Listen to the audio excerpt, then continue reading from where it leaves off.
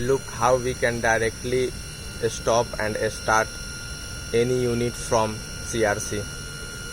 First we go to configuration, and here we can start or stop. Both are here option. We can select stop, then stop. We can select start, then the unit will start. After that we can go to advanced settings, and from here everything is prohibited from the unit and directly controlled by CRC. If you want to control from unit remotes, then you can be change the settings from prohibited to permitted.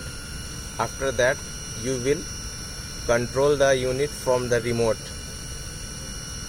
not CRC. Okay, this is the